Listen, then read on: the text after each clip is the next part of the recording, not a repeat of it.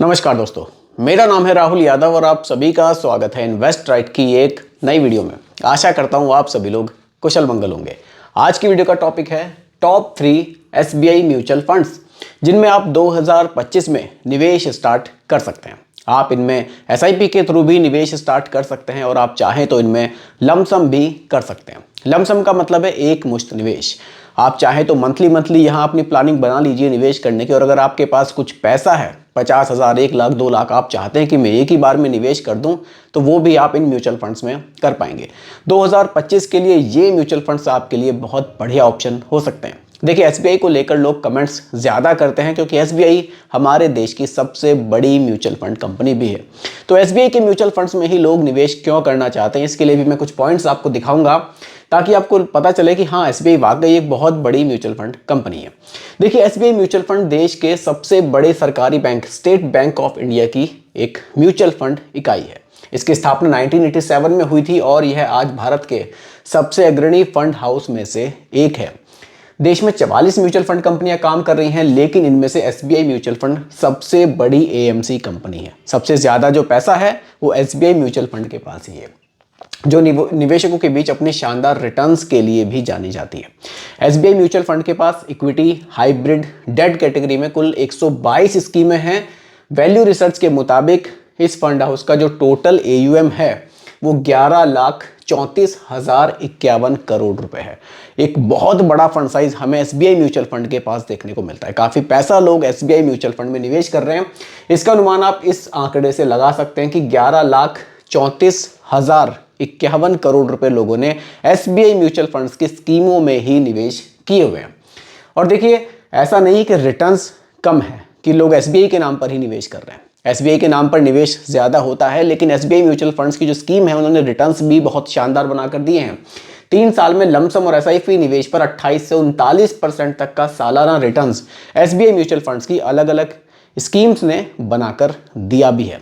तो कौन से ऐसे 3 म्यूचुअल फंड्स एसबीआई की तरफ से हो सकते हैं जिनमें हम निवेश स्टार्ट कर सकते हैं, वो हम लोग वीडियो में आगे समझेंगे। पहला फंड है एसबीआई इंफ्रास्ट्रक्चर फंड। देखिए, ये एक थीमेटिक फंड है। ये हमारे पैसे को इंफ्रास्ट्रक्चर से जुड़ी हुई जो कंपनियां होंगी उन्हीं के स्टॉक्स में निवेश करेगा। अभी देखिए, हमारे देश में इंफ्रा का काम बहुत ही तेजी से चल रहा है।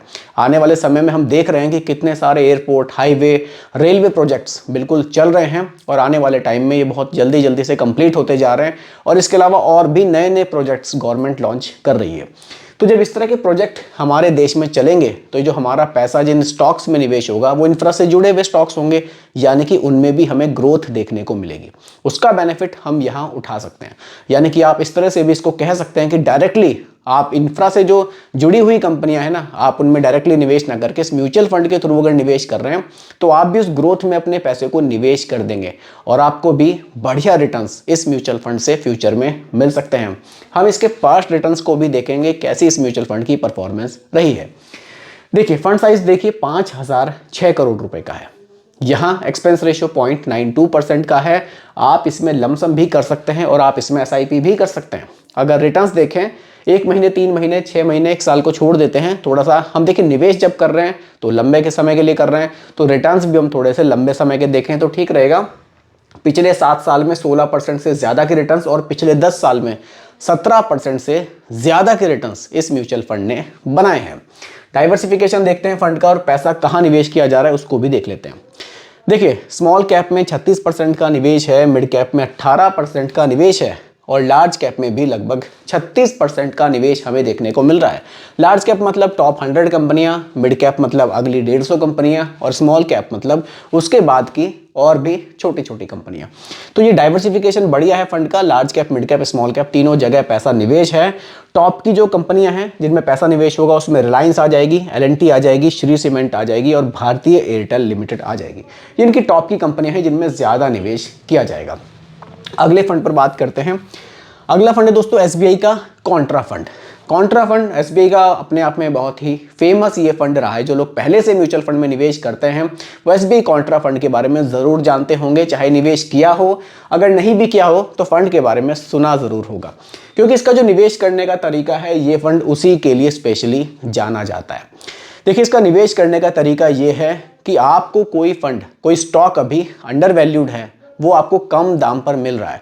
तो कॉन्ट्रा फंड क्या करता है, ये उन स्टॉक्स को परचेज करता है जबकि फंड मैनेजर को लगता है कि ये अभी हमें कम दाम पर ये चीज़ मिल रही है, लेकिन फ्यूचर में इसके दाम बढ़ेंगे ही बढ़ेंगे। तो ऐसे स्टॉक्स में जो पैसा लगाते हैं, यही कॉन्ट्रा फंड की एक स्पेशल जो निवेश करने का तरीका है वो अलग है, क्योंकि ये जो मार्केट में फिलहाल रणनीति चल रही है ये उसके विपरीत ही चलते हैं।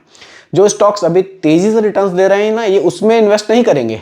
जिन स्टॉक्स में हमें देख रहे हैं हम कि अभी उनकी परफॉर्मेंस उतनी अच्छी नहीं है और वो हमें सस्ते दाम पर मिल रहे हैं, ये उनमें पैसा लगाएंगे। लेकिन फंड मैनेजर को पता है कि फ्यूचर में ये रिटर्न्स बहुत बढ़िया बना कर दे सकते हैं, इसलिए इन फंड में थोड़ा सा लंबे समय के लिए आप निवेश करेंगे तो आपके लिए और भी ज़्यादा अच्छा रहेगा। एक्सपेंस रेशियो 0.57% का है और फंड साइज 41,907 करोड़ का है। आप लमसम भी कर सकते हैं और आप इसमें SIP भी कर सकते हैं। रिटर्न्स लंबे टाइम के देखेंगे, पिछले 7 साल में 18% और पिछले 10 साल में 17% से ज़्यादा के रिटर्न्स रहे हैं। डाइवर्सिफिकेशन देख लेते हैं। देखिए, मिड कैप में 20% के आसपास, स्मॉल कैप में 13% के आसपास और लार्ज कैप यानी कि टॉप 100 कंपनीज में 54% से ज़्यादा निवेश है। ज़्यादा पैसा लार्ज कैप में होने की वजह से आपके पोर्टफोलियो में आपको थोड़ी सी स्टेबिलिटी यहाँ ज़रूर देखने को मिलेगी। चलिए, होल्डिंग्स देखिए, HDFC बैंक है, निफ्टी बैंक है, निफ्टी 50 है और रिलायंस इंडस्ट्रीज़ है।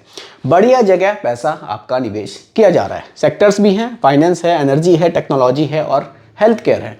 बट टॉप के सेक्टर्स हैं, सेक्टर्स के अलावा और भी मिलेंगे, स्टॉक्स इसके अलावा और भी मिलेंगे। टॉप 4 मैंने रखे हैं और टॉप 4 की ही मैंने होल्डिंग्स आपको यहाँ दिखाई है। फंड अच्छा है, आप लॉन्ग टर्म के लिए इस फंड में भी निवेश कर सकते हैं। अगले फंड पर बात करते हैं। अगला है SBI magnum mid cap fund. Mid cap category का SBI की तरफ से आने वाला एक बहुत ही शानदार म्यूचुअल फंड। देखिए, एक्सपेंस रेशियो 0.79% का है, फंड साइज 21,455 करोड़ का है। थोड़ा सा फंड के बारे में बात करते हैं। ये एक मिड कैप म्यूचुअल फंड है, यानी कि ये आपके पैसे का ज़्यादा निवेश जो करेगा NSE पर लिस्टेड टॉप 100 से जो अगली 150 कंपनियां होंगी उनमें ज़्यादा निवेश करेगा। कितना निवेश करेगा? मिनिमम 65%।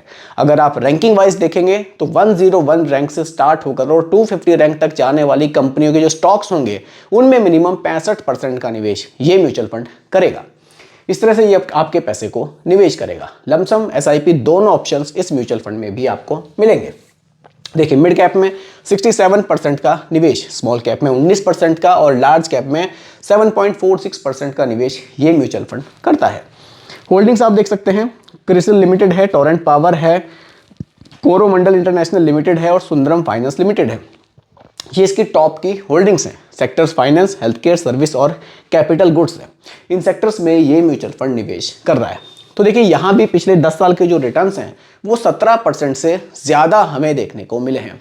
अब ये 17% के जो रिटर्न्स हैं ये आपके पैसे को कितने साल में कितना गुना कर सकते हैं उस पर डिस्कस करते हैं, क्योंकि ये जानना भी हमारे लिए थोड़ा सा ज़रूरी हो जाता है। चलिए, इसके लिए लमसम कैलकुलेटर का हम यहाँ यूज़ करेंगे।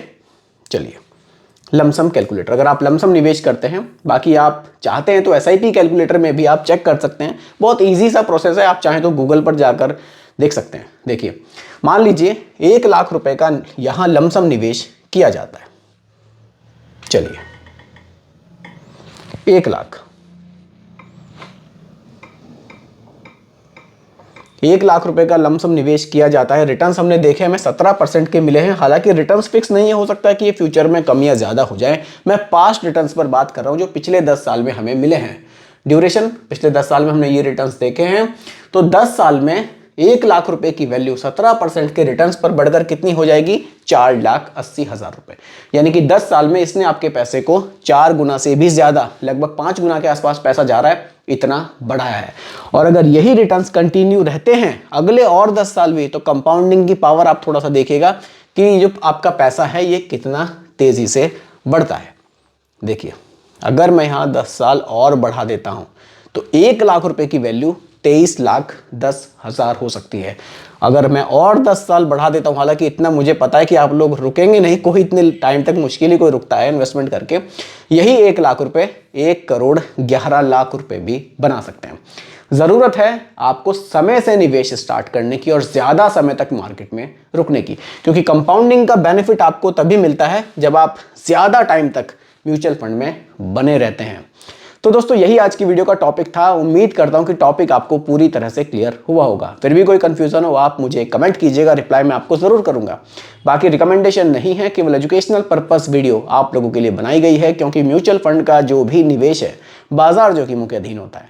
बाकी वीडियो पसंद आई हो लाइक शेयर जरूर कीजिएगा, और मेरे चैनल पर अगर आप नए हैं इसको भी सब्सक्राइब आप जरूर कीजिएगा। धन्यवाद।